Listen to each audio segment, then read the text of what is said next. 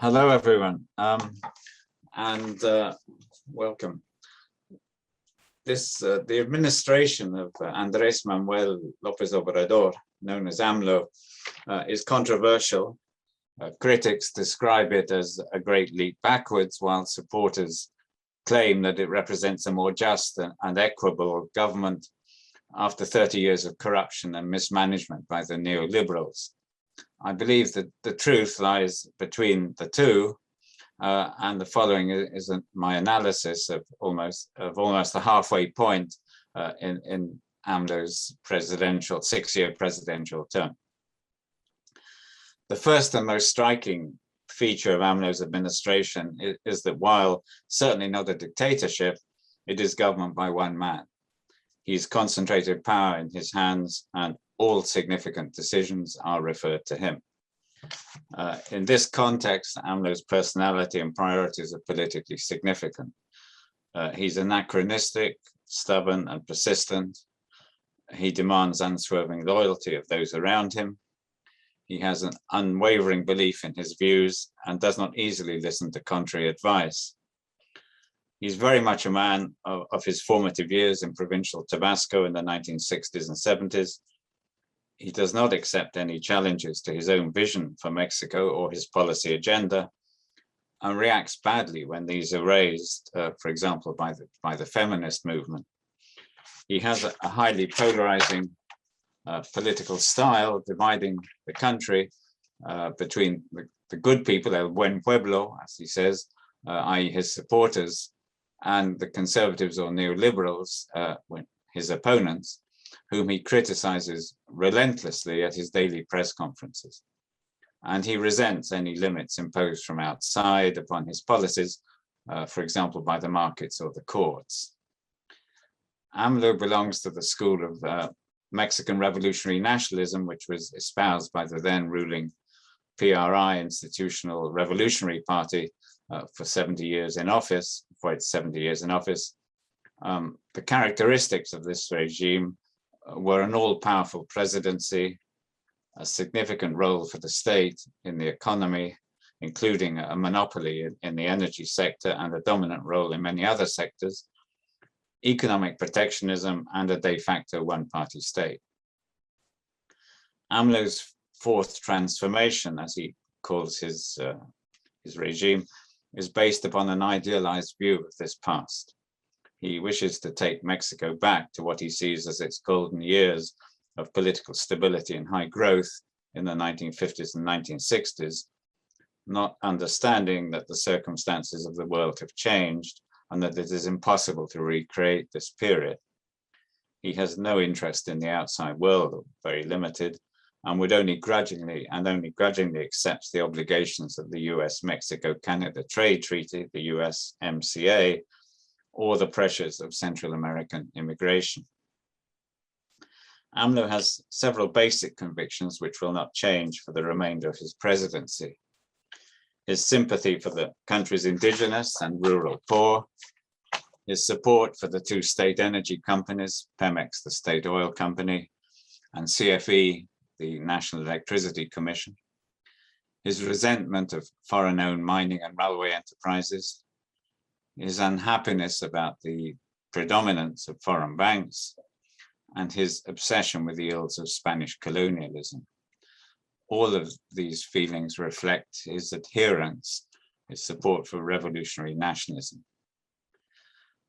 I believe there are 8 significant characteristics to AMLO's government, which are as follows. The first, as I have said, is one-man rule. AMLO has a small inner circle of confidants, such as Claudia Sheinbaum, the mayor of Mexico City, Jesus Ramirez Cuevas, the president's press spokesman, Aldemaro Martinez, the director of the security service, Adán López Hernández, the interior minister, Marcelo Ebrard, the foreign minister, Manuel Bartlett, the director of the CFE, the National Electricity Commission, AMLO's wife, Beatriz Gutierrez Müller, and his son by his first marriage, Andrés. However, none of the above dares to challenge AMLO's views. Instead, they tend to reinforce them. His ministers and senior officials defer to him, knowing that otherwise they will be marginalized or removed. And some, of course, wish to succeed him. As a result, he is deprived of the advice which might act as a constraint on some of his more ill-judged initiatives.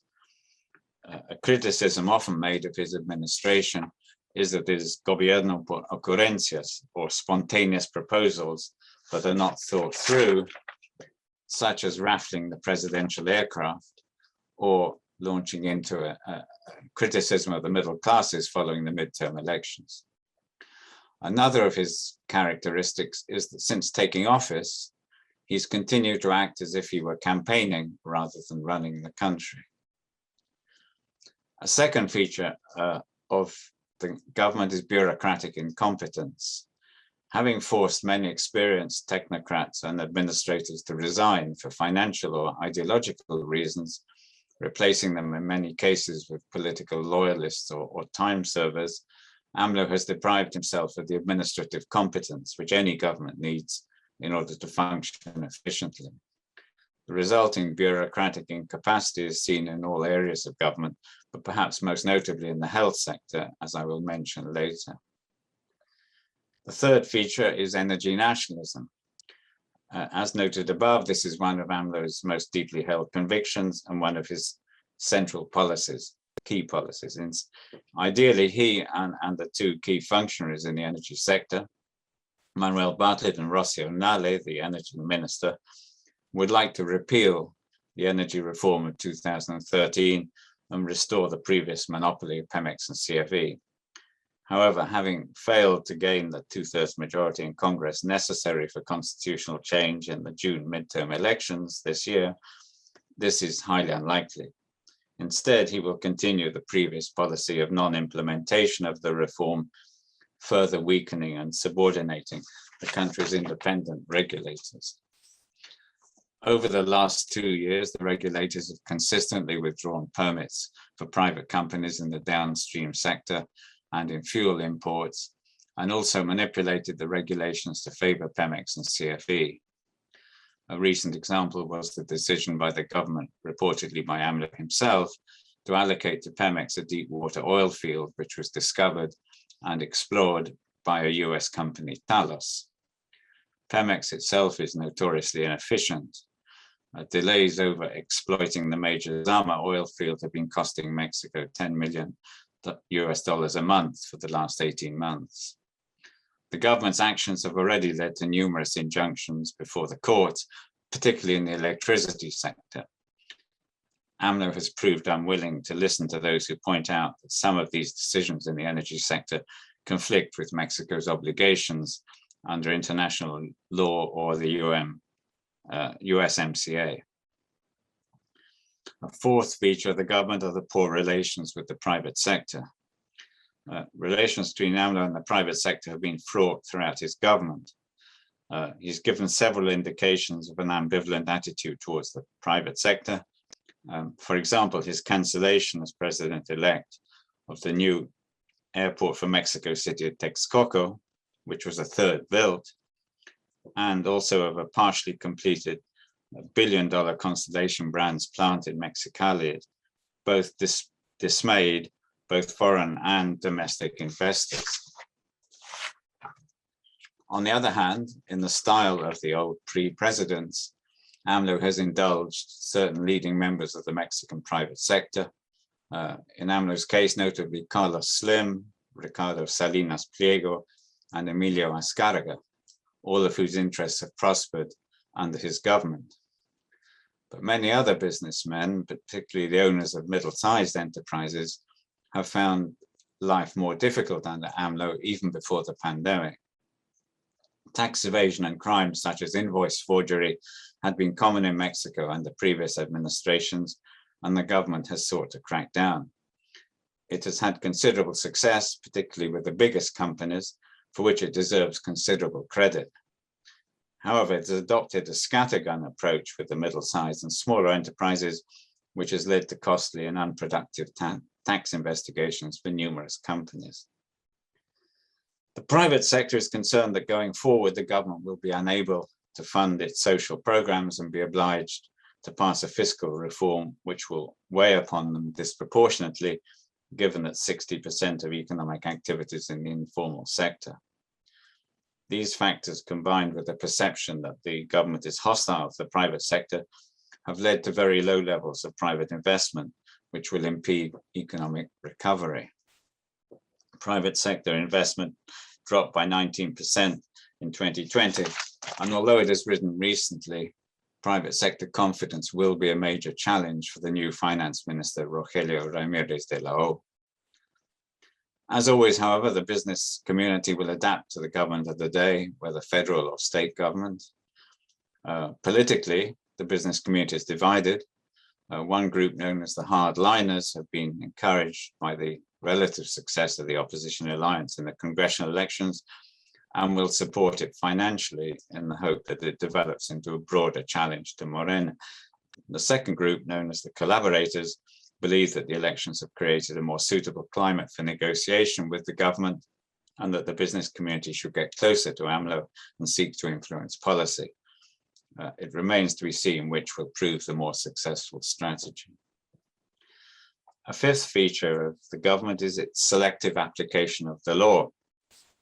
The reservations of the private sector that I've just mentioned are heightened by the government's use of the law and of tax and financial investigations to harass or intimidate opponents.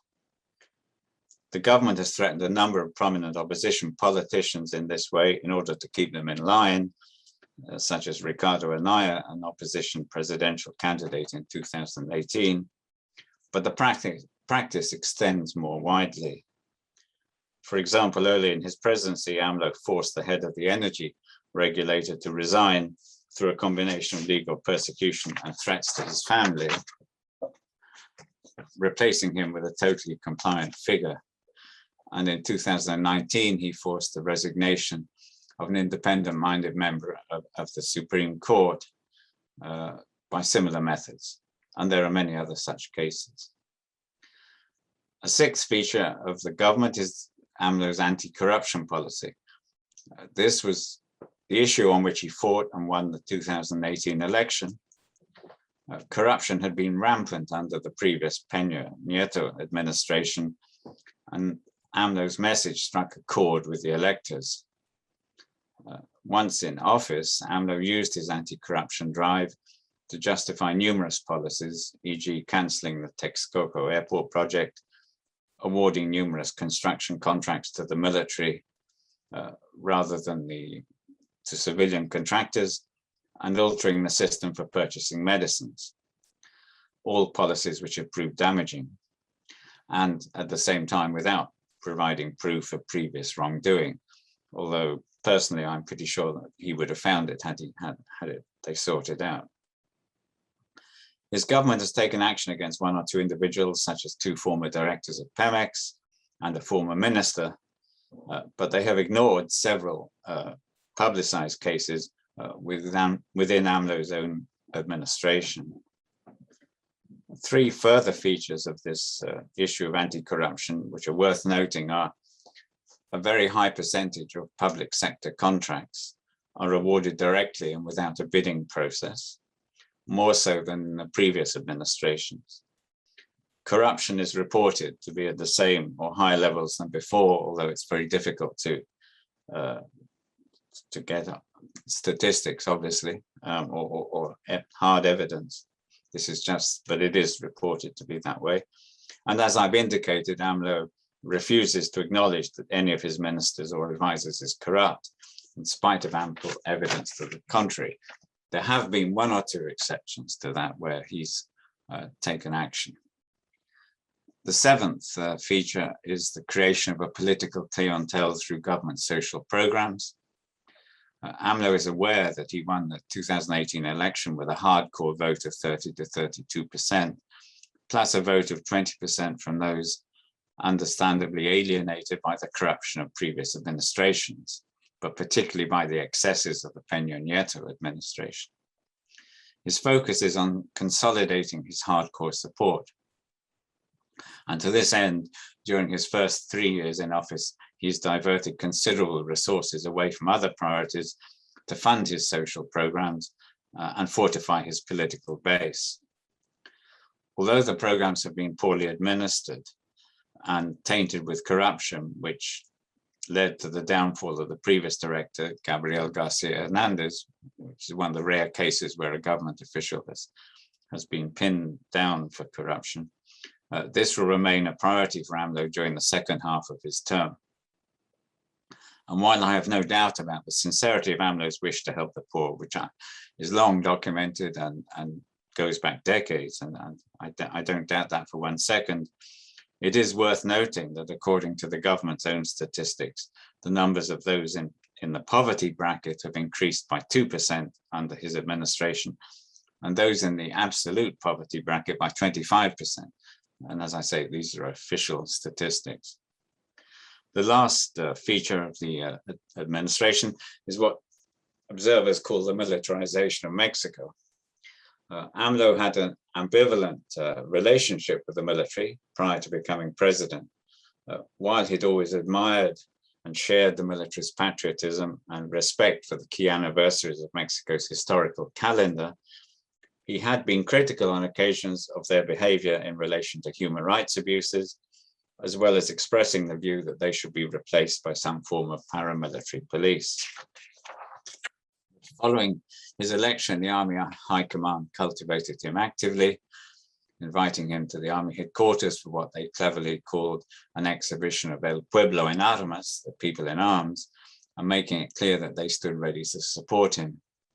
This strategy appears to have worked, as AMLO has involved the military in ever more projects.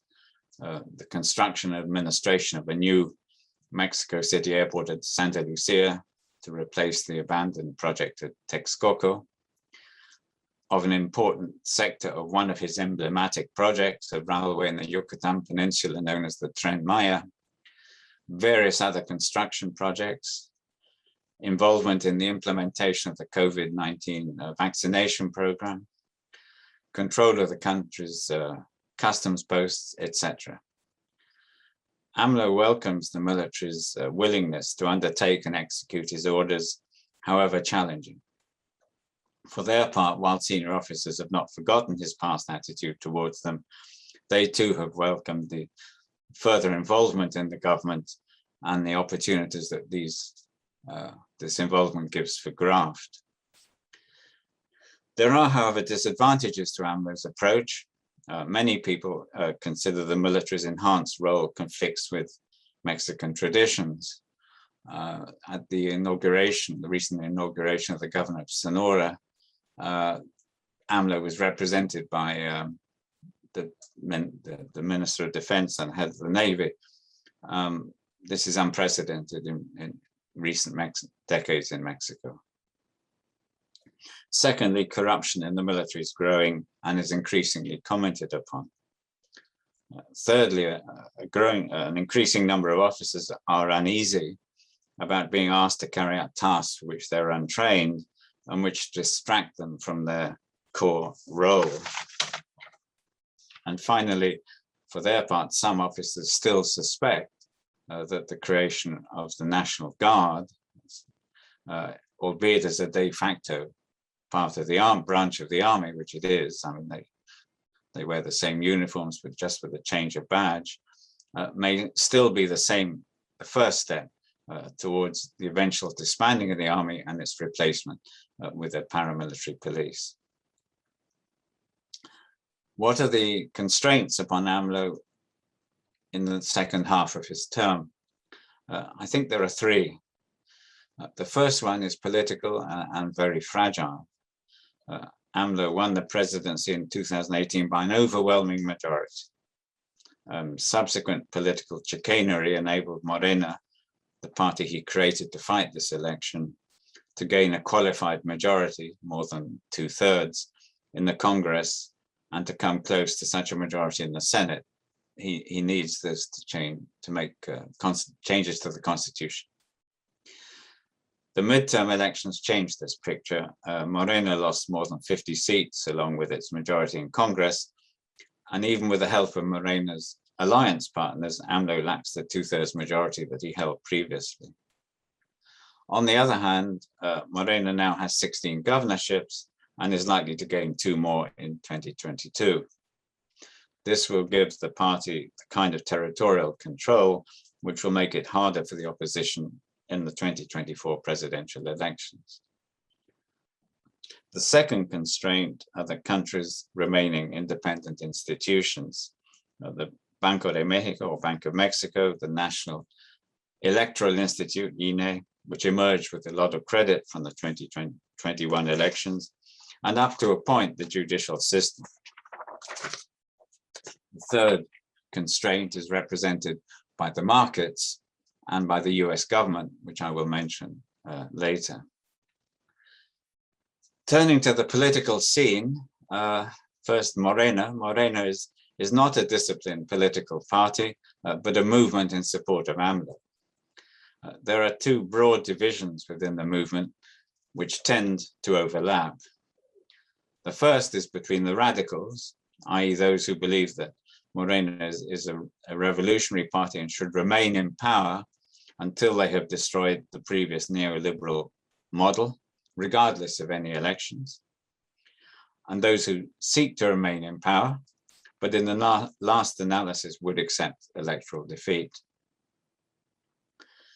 The other division is between those who have a more cosmopolitan worldview, such as the Foreign Minister Ebrard, Claudia Sheinbaum, and those with a more parochial view, which includes most Morena members of Congress and many Morena senators.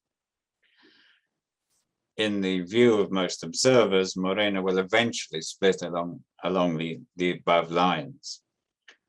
AMLO himself is careful not to side with either group in order to maintain his overall control of Morena, although there's evidence that his sympathies tend towards the radicals, and he is certainly a parochial figure in that division. AMLO faces 2 hurdles before 2024. The first is the recall referendum in March 2022, an initiative that he himself promoted. It presents the opposition with a dilemma. If they campaign for his departure, they're likely to lose, as only a minority will want to face up to the unprecedented removal of their president after 4 years. So that will be a challenge. If they call for abstention, AMLO will win by default. And if they call to vote against his removal, they'll be playing into his hands. And as of yet, it appears that they've yet to decide, as of now, they've yet to decide their strategy. The second hurdle is electoral. In 2022, there were further elections for 6 state governorships. And in 2023, an election for the governorship of the state of Mexico, the most populated and important in the country. These will give an indication of how the government and the parties will approach the presidential elections in 2024. At some point, AMLO will need to choose a successor, rather in the way of earlier PRI pre-presidents in the past. While it is believed that he would like an extended term in office or re-election, he knows that either would probably represent a step too far, even for him, and particularly in given Mexican traditions. It's therefore likely that he will seek to rule from behind the throne, whether from his ranch in the south in Chiapas, or by assuming the presidency of Morena. It appears that his current preferred choice as successor is Claudia Sheinbaum, the mayor of Mexico City. Nevertheless, it would be very hard for whoever succeeds him to maintain the unity of such a diverse movement. Without his charisma and his undoubted charisma, and without his recent history as a political leader. Turning to the opposition, there are 4 main parties of opposition: the National Action Party, PAN, the Citizens Movement, Movimiento Ciudadano, MC, the Institutional Revolutionary Party, the PRI, and the Democratic Revolutionary Party, PRD. The PAN, PRI, and PRD formed a coalition to fight many of the seats in the midterm elections, which gave them more seats than they would otherwise have gained. it's widely acknowledged that if the opposition parties are to win power, they would need to fight the elections in 2024 under two conditions. In a coalition of all four parties, and not individually, since Morena is highly likely to garner more votes than any other individual party, and with a civil society candidate, or at least one who has the confidence of civil society, someone who would enjoy popular support and not be tainted by the poor image of the political class. This, of course, would not be welcome to the leadership of the political parties, but they would need to find a compromise. These conditions will be hard to meet, and some senators from the PAN have already weakened the coalition by bizarrely signing a joint declaration with the extreme right-wing Spanish Vox party. But finding an acceptable joint candidate represents the main challenge for the opposition over the next 2 years. It can be expected, logically, that the government will do all in its power to prevent the formation of a coalition. It will use the threat of legal action against key opposition politicians to persuade them to disrupt any coalition. Given the dubious background of many of them, this may be easy to implement.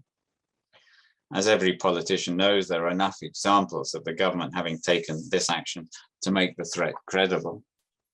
And it will also lure some of them away with incentives, as it has already done with the former PRI governor of Sinaloa, Quirino Ordaz Coppel. What are the challenges for the government over the next 3 years, and particularly over the coming year? I believe there are 4 major challenges: the economy, security, relations with the United States, and health. On the economy, managing the economy will not be easy for the government over the next 2.5 years. On the positive side, the government can rightly argue that it has maintained macroeconomic stability since taking office, in spite of the pandemic.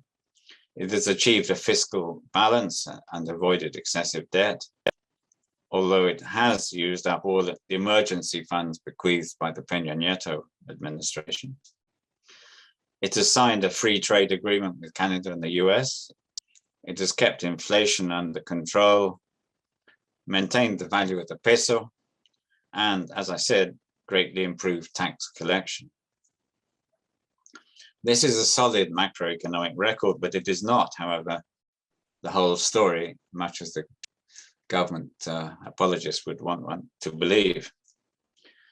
The economy is in a poor state with negative growth in 2020 at -9%, the worst contraction since 1932.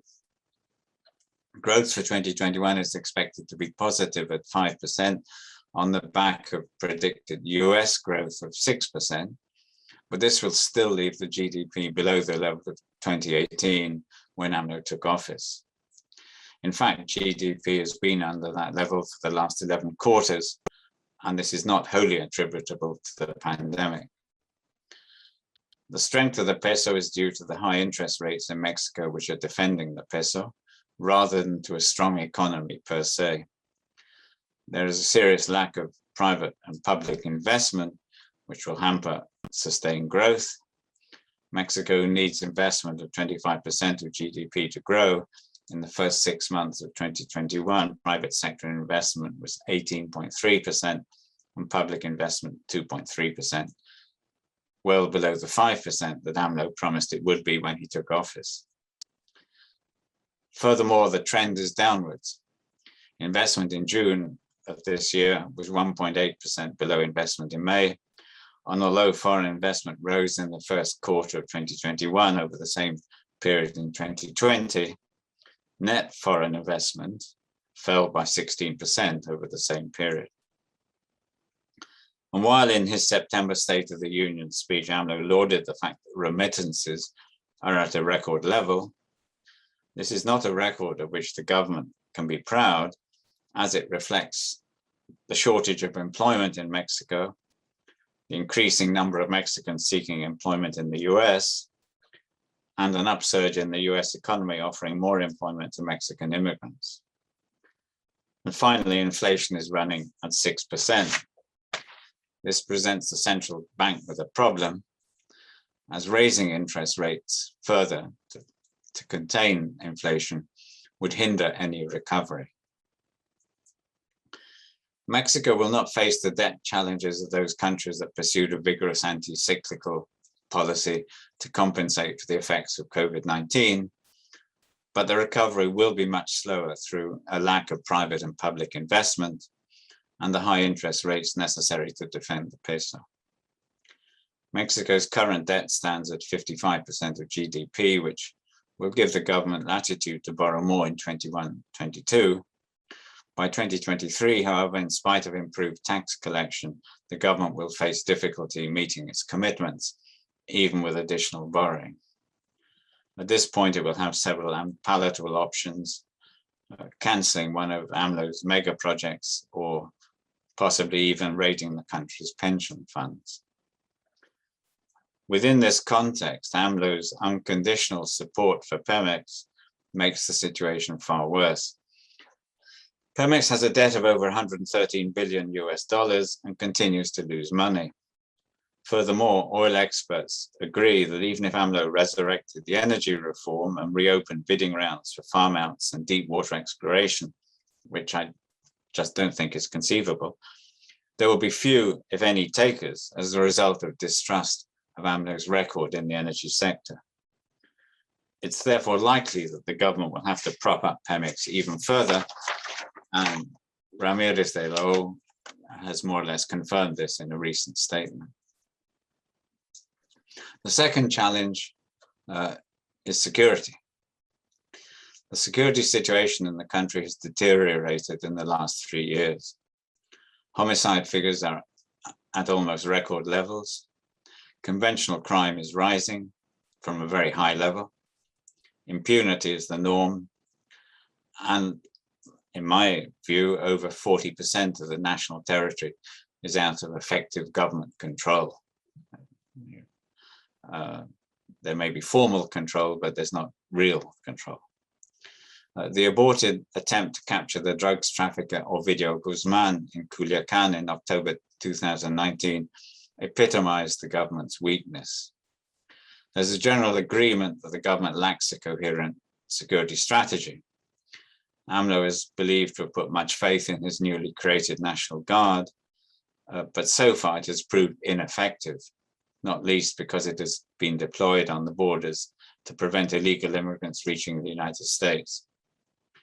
According to all opinion polls, security along with unemployment or health are what worry Mexicans most.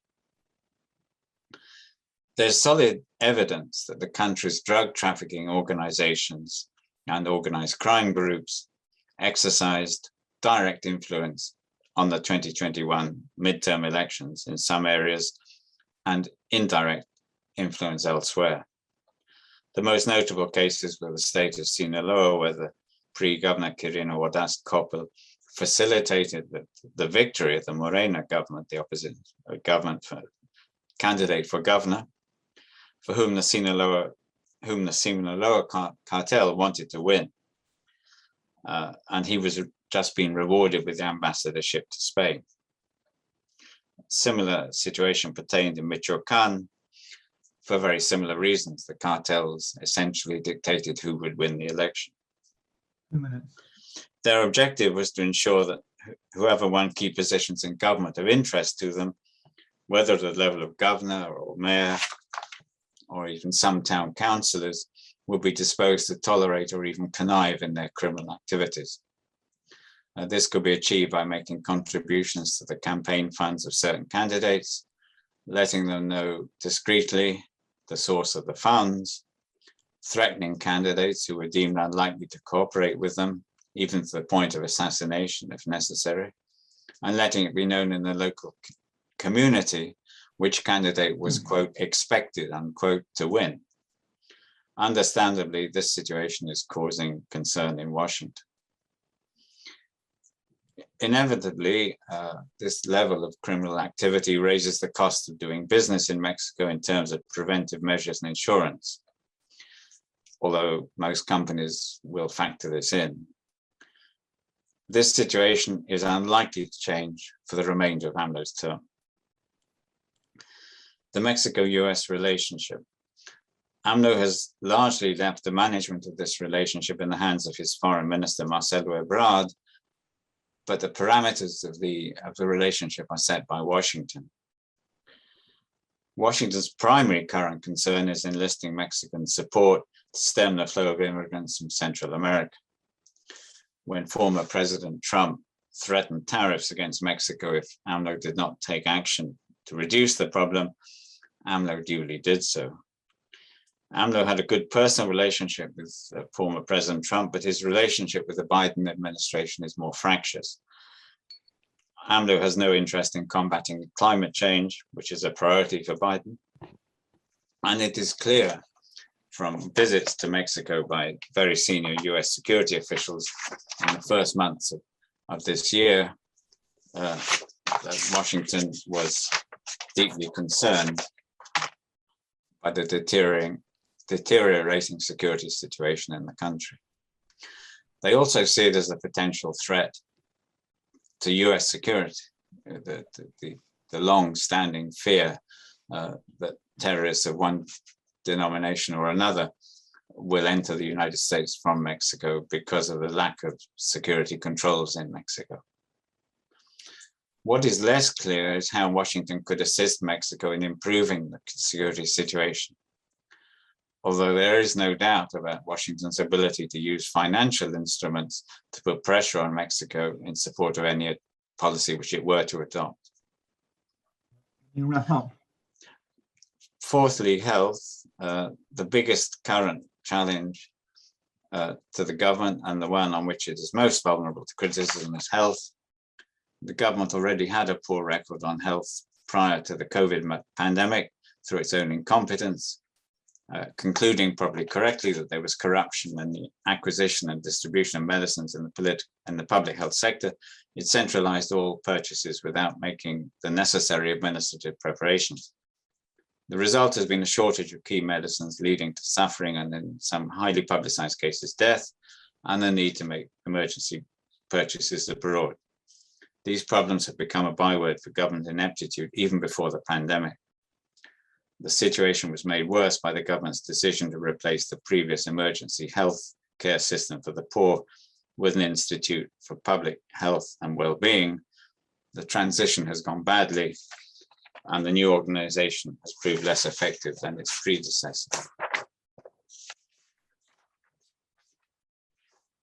The onset of the COVID-19 pandemic has called into question the government's priorities.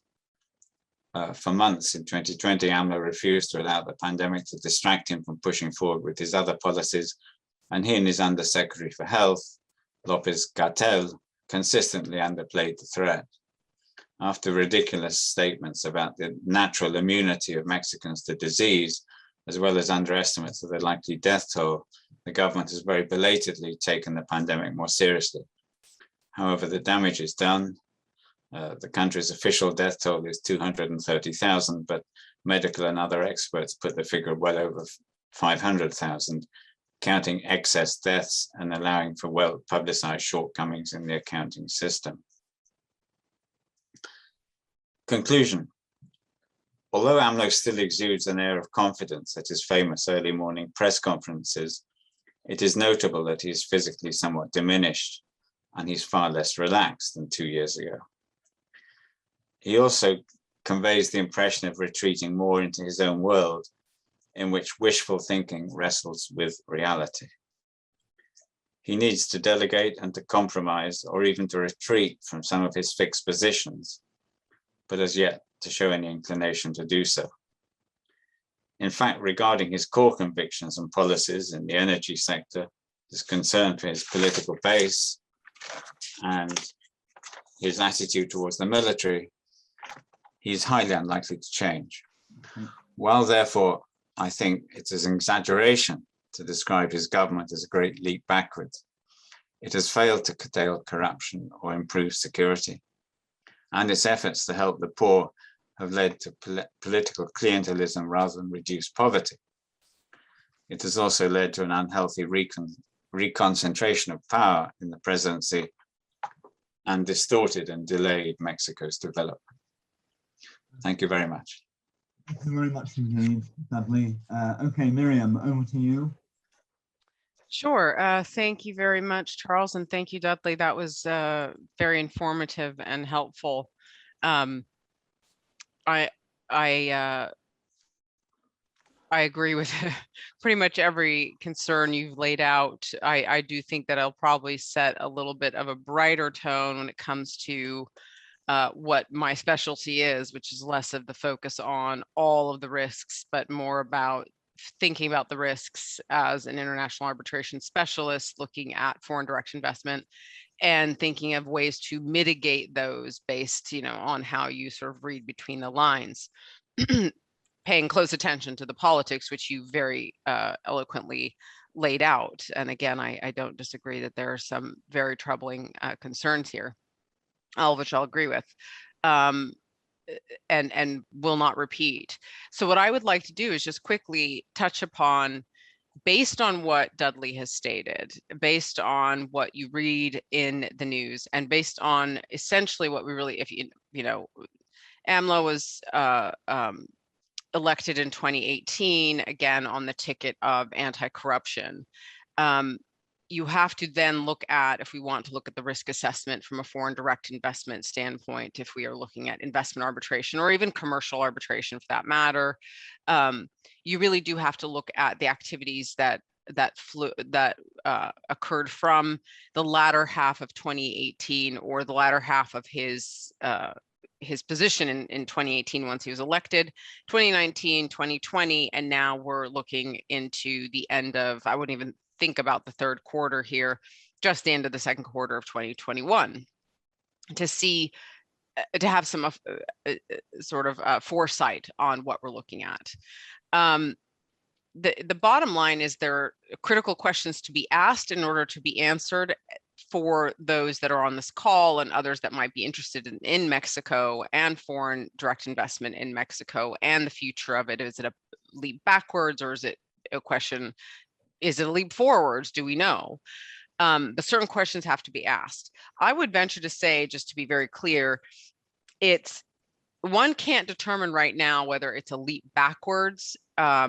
We know there's been a leap backwards in certain elements that Dudley's outlined very clearly, but with regard to, are we going to see a leap backwards in the near term? I think we have to wait and see how the end of 2020 plays out, 2021 plays out into 2022, which I do believe, Dudley, correct me if I'm wrong, is when the next, he does sit for a fourth term. He can sit for a fourth term. He can run for a fourth term. Am I wrong on that? In 2022? He's muted at the moment. Sorry, did you hear what Sorry, Charles. Sorry. He's muted. Yeah. In 2022, you have state government elections. Yeah. In 2024, you have presidential elections, and constitutionally, he cannot stand for re-election in 2024. In 2024. Okay, so in 2022, we're going to see and can answer this leap forwards, leap backwards kind of question that is very relevant, or the topic of this discussion, this webinar. So let me just go and go through three main questions here when you're thinking about doing business in Mexico. What you need to be concerned about, what my views happen to be from a disputes resolution standpoint, specialist. And that's why we hire risk assessors such as Dudley Ankerson to help us weigh those views that we have as the disputes lawyer and Dudley's expertise on all of the sort of macro view of politics in the country. So one of the questions to be asked is, has Obrador's, I'll say AMLO to Obrador interchangeably, has he unnerved investors by taking actions that would include, like Dudley mentioned, scrapping plans for New Mexico City Airport, and also halting the 1 billion brewery project that I think was in place at the time that he was elected? And how, and this all ties into one question, how are Obrador's policies affecting Mexican companies and foreign investors appetite for putting money into the country's businesses. Because if we are to look at Obrador's manifesto, as we call it in the US or even internationally when someone's running for office, the manifesto was we want to do better on we want to improve our poverty index, right, and improve it, and that get rid of it, make less poverty in the country. We want to offer more work. We want to exclude the corruption. That was the main manifesto. And obviously, excluding corruption, if you do that, the rest can follow properly. So to this issue of how much confidence can foreigners have that they can seek relief, for instance, through Mexican courts or arbitration disputes arising from their investments in Mexico, and how much appetite would they have for investment in Mexico, ties very much to the political manifesto that Obrador put forward. And how important is that confidence for the economy in Mexico by foreign investors? And the short answer is, he has unnerved investors 100%. He had, by the actions that he immediately took when some of these concessions were reversed on some of the main infrastructure projects, certain sectors, the energy sector that Dudley mentioned, which is very much a focal point by Mexico and by Obrador to ensure that he nationalizes that entirely. No foreign investors to own more than 49% in any company or investment in the country, which is actually not atypical of a lot of countries who are more on the leftist side of things and nationalistic. But all of this is unnerving, not because it necessarily happened, it happens across the globe all the time, but because it happened abruptly. And that does unnerve investors.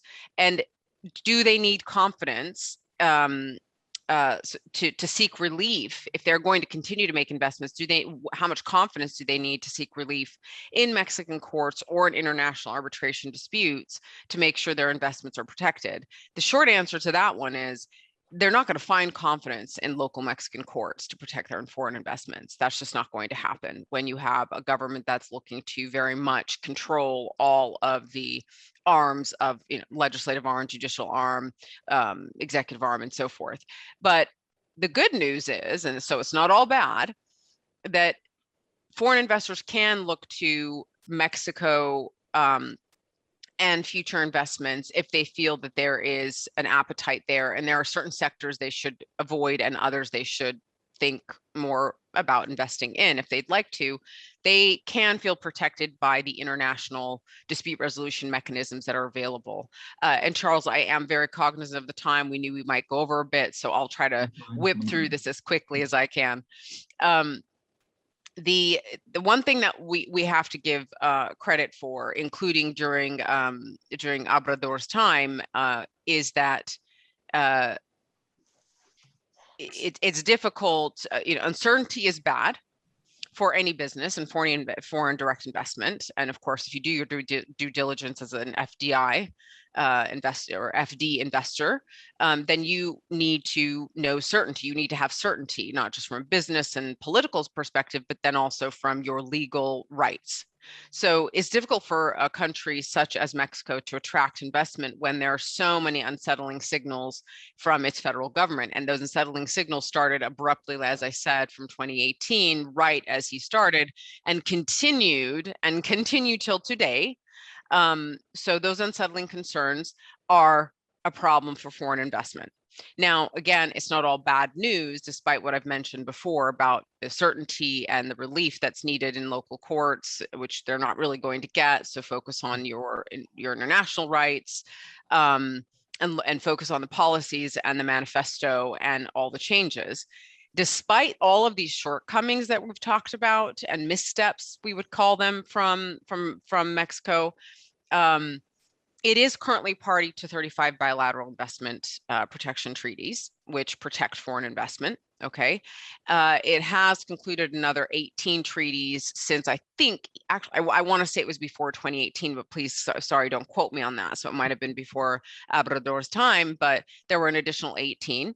And most recently, it signed on to the International Center for the Settlement of Investment Disputes, ICSID, which sits under the World Bank. It signed on to that convention, which means that it is going to respect the enforcement of awards or foreign arbitral awards. And Mexico has been known to respect awards that have been issued against it in the past. Now that, again, I say in the past, so different president, different circumstances. And again, as Dudley pointed out, it has signed the CPTPP and recently the USMCA. So that is another sign that it is willing to respect the foreign investment. The question is, though, how much it will let in. It's not about when it's in and what happens, which is its own problem. It's what Obrador is doing in allowing foreign investment to come in, or preventing it, or being disencouraging, if you will, in those investments because of the policies that he has put in place and actions that he has put in place. I'm going to skip probably one particular point I wanted to make in the interest of time, because I'd really like, I see there's a question I'd like for the audience members to ask questions if they want to. The other thing investors have to be aware of, and this goes to what I do and my team does when we look at risk assessment for foreign direct investment in a country, we advise based on the politics of that country and the local foreign investment law, which Mexico does have. It does have a foreign investment law that provides protections for foreign direct investment or foreign investors, bilateral investment treaties, the conventions they've signed on to for enforcement of arbitral awards, all of that they look to. But you look to the politics when you're talking to your clients, like we would, and we say, for instance, here's the manifesto, and this is the purpose to get rid of poverty, provide more jobs. This goes to one of the questions I think that was asked about nationalism and populist comparisons between the US and Mexico, for instance. But the idea being, if that's your manifesto, you want to foster foreign direct investment in your country on the basis that that foreign direct investment provides jobs for your population, right? It isn't foreign direct investors providing jobs for the foreigners coming in with those companies. So if the manifesto is accurate, and this is part of our assessment with our clients, we caveat it, if it's real, if it's true, and you kind of want to wait and see approach when someone comes in as a new president, or a new regime total, you want to make sure that they're living by that particular manifesto in that same way. So jobs are created and taxes are paid by the entrepreneurs. And I think, Dudley, you mentioned the whole taxes has been one of the, if I didn't misunderstand you, benefits of Obrador's policies is that we've seen more taxes being paid. Here with FDI, the goal is for these foreign direct investors to provide to provide more taxes to the country, and that's something that a government would have to do if they wanted to keep true to their manifesto, but also not banking too high of taxes so that they discourage the foreign investment that would allow for the businesses to grow and jobs to exceed and poverty to improve and so forth. Let me jump to the last particular question that goes to all of the issues we've talked about. So as I say, I like to sort of start with a question in my mind and give the answer.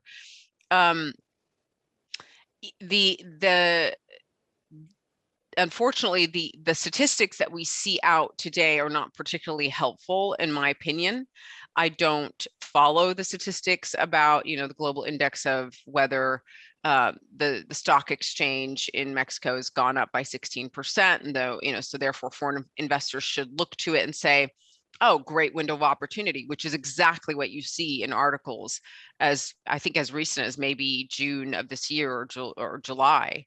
That's not the kind of statistics I would advise clients to look at, because as I've always said, and I'm not a statistician, and I'm not going to go into detail on this here for all those that reason and time, but statistics are as good as the foundation they're built upon, the facts they're built upon, and all the criteria that have been included to come out with those statistics. So it's really important that when FDI is of consideration. You're looking to lawyers and risk assessors like Dudley and his team. When you look at the Global Index of Economic Activity that was released, let's say in February, there's this sort of indication of a negative outlook, and it might be probably the right outlook because of the way that they put it. Manufacturing industrial activity contracted sort of 3.5%, overall economic activity of 1.6% in annual terms. So that gives a negative outcome there, a negative perception. But again, companies in the manufacturing sector were expecting an annual decline, right? So again, it's relative, the decline versus the reality. So are we supposed to say the decline was supposed to be so much worse and it wasn't, therefore we're actually doing so much great, we're so much better, we're doing fantastic?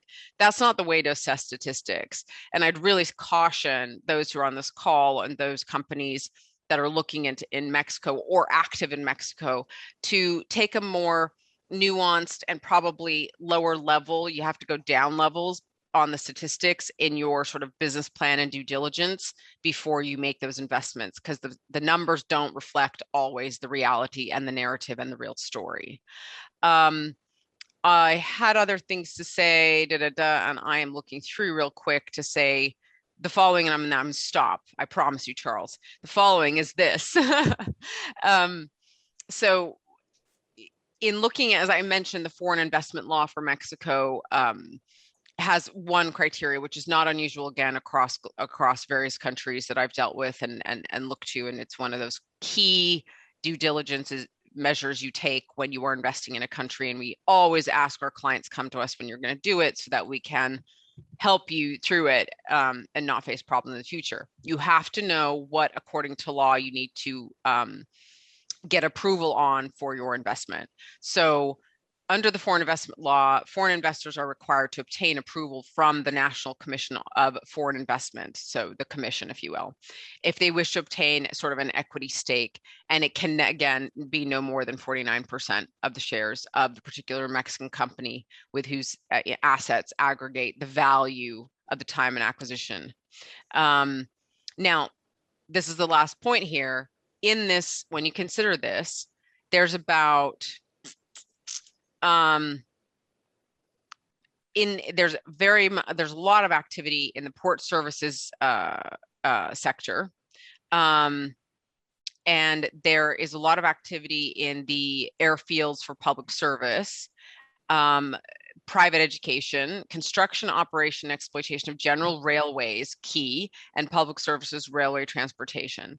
And when I say activity, I'm trying to say people wanting to do investments, the state wanting to keep nationalized some of that very important infrastructural aspects of the country. So really important that if you're going to go into those areas, you really need someone like Dudley and some lawyers, if you're doing arbitration provisions, to look at what your protections would be. Now, I had a lot more to say, but we all know time is never enough on these webinars, as we all know. So I'm going to stop there and leave it to the Q&A. On to you, Charles.